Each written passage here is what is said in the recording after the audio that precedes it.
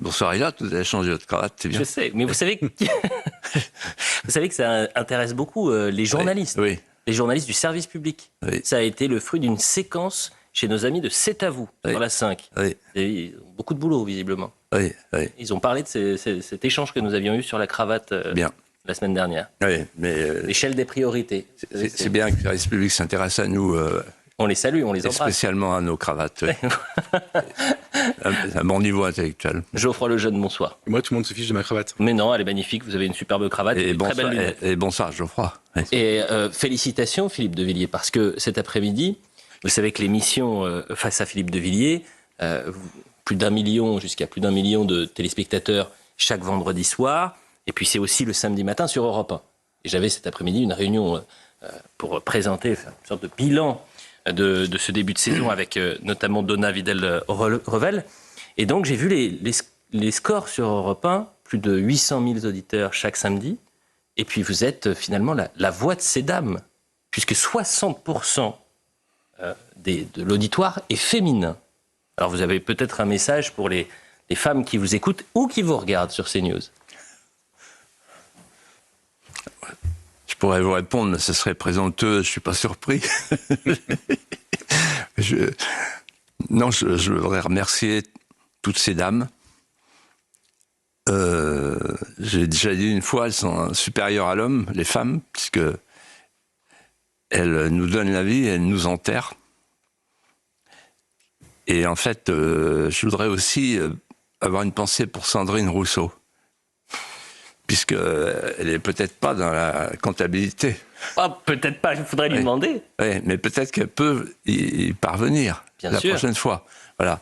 J'aurais lui dire que c'est un bon critère, ce chiffre, parce que ça veut dire que je représente la masculinité toxique, le patriarcat, et que c'est en vogue, comme aux États-Unis. Ça arrive en France.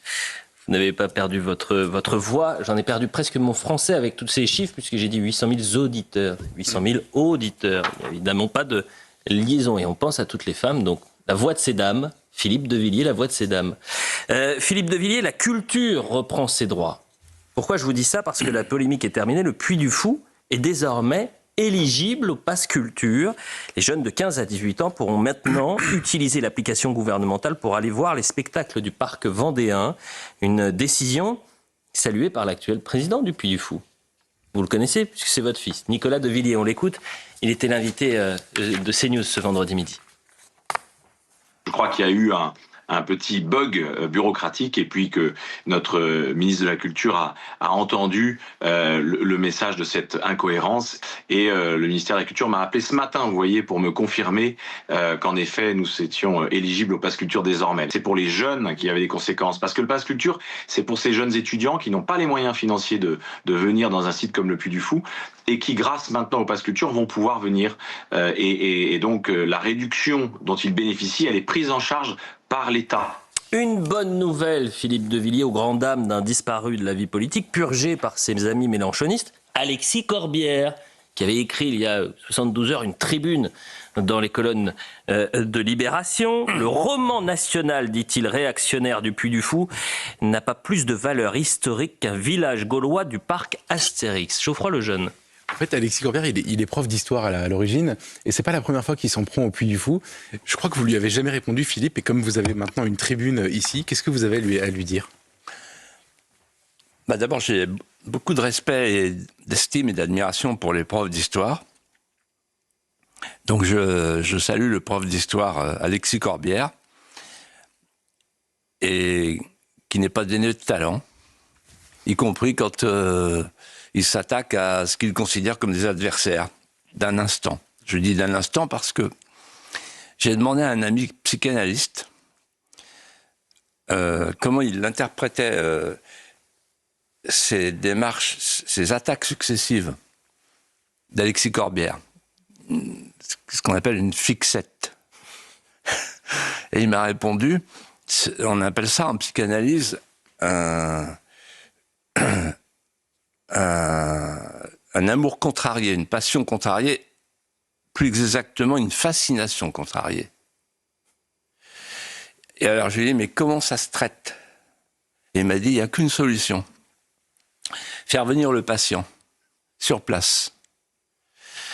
Et c'est la raison pour laquelle j'ai dit hier à Pascal Pro, je l'invite et je l'accueillerai moi-même. Et s'il veut venir avec des amis, il viendra. Pourquoi ? Parce qu'en fait, j'ai remarqué que j'ai fait ça plusieurs fois avec des profs d'histoire.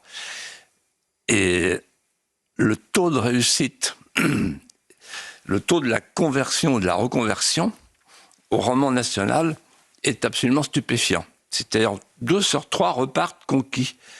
Et même Patrick Bouchon, qui est venu il y a 2 ans pour le Nouvel Observateur, il a confié au Monde, franchement, je ne m'attendais pas à ça, mais pas du tout. Je pensais que c'était une kermesse du fromage, une fête de la citrouille, avec le vicomte avec ses métayers qui fait un feu de joie au Mont des Alouettes, mais pas du tout, c'est impressionnant, il faut qu'on fasse attention. Ah, attention. Je peux témoigner que Gérard Miller m'a dit exactement la même chose. Voilà. Et donc, je pense que la première démarche pour soigner le patient, c'est une visite au Puy du Fou. Ça peut détendre, vous voyez. Et puis, il y a une chance sur 2 que Corbière reparte et qu'il soit un dépliant volant et vivant. Mais il y a autre chose, c'est que s'il vient, on ira voir tous les spectacles du Puy du Fou, il faudra qu'il prenne son temps. Et entre les spectacles, je lui ferai une suggestion que je vous fais dès ce soir. C'est que, en fait, il a un parc rentré. Il y a des politiciens qui ont des discours rentrés, lui, c'est un parc rentré. C'est-à-dire qu'en fait, il rêve de faire un parc. Et là, il aura le pass culture, à son tour. Mais pour avoir le pass culture, il faut qu'il fasse un parc. Un parc avec des spectacles vivants. Et moi, ce que je lui propose, ce que je lui dirais, il a un lieu pour le faire. Villeneuve-Saint-Georges, avec son copain, Louis Boyard. Ensuite, il peut faire une coproduction avec la fille qui a fait le film, 4 pour 1, sur les mousquetaires. Il y a 2 spectateurs par séance. Mais il y a une subvention énorme du CNC. Donc, il peut peut-être avoir des moyens supplémentaires. Et enfin, et surtout, moi, vous savez, à mes heures, je suis scénariste. Donc, je me suis dit, si j'étais Corbière, qu'est-ce que je ferais ? Et donc, je lui suggère de réfléchir. Déjà, je peux l'aider, hein, il peut m'appeler. Donc, les spectacles vivants, il y aurait... le premier s'impose, j'étais dealer. Par, voilà, le futur maire, peut-être. Ensuite, un autre spectacle, ce serait la table rase, avec des gibets, avec des piloris, avec des guillotines ensanglantées, etc. De Robespierre à Mélenchon. Et puis, évidemment, il faut ressortir la scène. Le spectacle, à mon avis, c'est facile d'acquérir les droits par Patrick Boucheron. La scène avec les drag queens de la cérémonie des Jeux. Et j'ai un nom pour le parc. Ça serait fantastique. Le parc du Mémoricide. Mémoricide, je rappelle. C'est tout simple, mais ça marche. Ça se vend beaucoup. Ça marchera très bien. Mais enfin, vous avez dit, il peut venir avec ses amis. Et je précise que M. Corbière a été purgé. Il est persona non grata en termes mélenchonistes. Hein. Il est purgé de son parti, il n'est pas purgé de son pays. Donc vous l'invitez. Et donc, le Puy du Fou, c'est la représentation du pays tout entier. Donc, écoutez. Nous, on accepte tous les purgés. On sait ce que c'est, les purgés. Je suis curieux de voir cette rencontre. On accueille tous les purgés. Philippe de Villiers, alors vous devenez visiblement une cible régulière, puisque l'émission, je le disais tout à l'heure, jusqu'à 1 million de téléspectateurs, et plus d'1 million de téléspectateurs chaque vendredi soir, 800 000 le samedi matin. Et donc, c'est peut-être, ça peut déranger quelques âmes chagrines. Et j'ai vu une séquence le week-end dernier, et c'est une séquence qui a attiré aussi votre attention, dans l'émission Quelle époque de Léa Salamé, l'excellente Léa Salamé, qui recevait le ministre des Affaires étrangères, Jean-Noël Barrot. Et il s'est prêté au jeu du photoball. Je le dis aux téléspectateurs qui ne connaissent pas la séquence, il pose une question à la personnalité qu'il voit apparaître à l'écran. D'accord ? Et donc vient à ce moment-là la photo d'un certain Bruno Retailleau. Regardons la séquence. Bruno Retailleau. Attention aux influenceurs vendéens. Ok. Mais de qui parle-t-il? Geoffroy Lejeune. Philippe, est-ce que vous vous êtes senti visé par cette formule influenceur vendéen? Et qu'est-ce que vous lui répondez au ministre des Affaires étrangères? Alors, je me suis senti visé, oui. Et alors, la règle du jeu, c'est que vous êtes Léa Salamé un instant. Exactement. Et donc,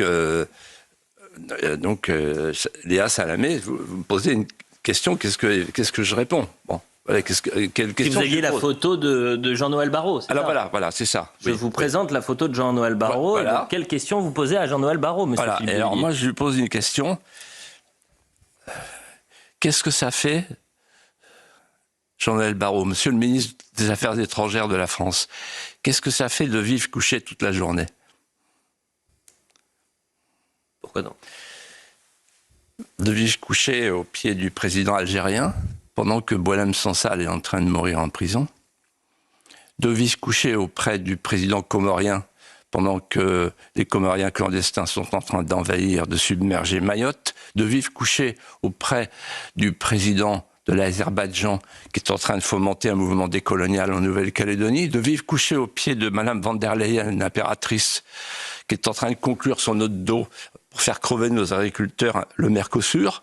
De vivre couché, en fait, auprès des uns, auprès des autres, alors même que la France est chassée de l'Afrique, qu'elle n'existe plus au Moyen-Orient, que Trump nous prend à la rigolade, et tout ce que fait le ministre des Affaires étrangères, il est allé voir son collègue du Danemark pour lui dire « Vous inquiétez pas, on enverra des troupes pour protéger le Groenland. » Alors on est fâché avec les Russes, maintenant on se fâche avec les Américains.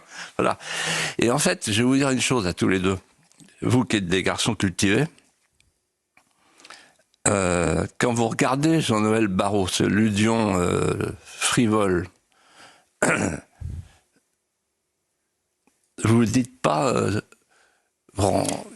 c'est le successeur de Talleyrand et de Vergennes et de Couve de Murville. Et c'est là qu'on mesure la pente descendue. C'est Saint-Exupéry disait « Quand j'entends un chant villageois du XVe siècle, je mesure la pente descendue. » Et moi, quand je vois Jean-Noël Barrot dans une émission de variété, avec une journaliste d'ailleurs excellente, par ailleurs, réputée, que je connais, qui m'a toujours bien traité.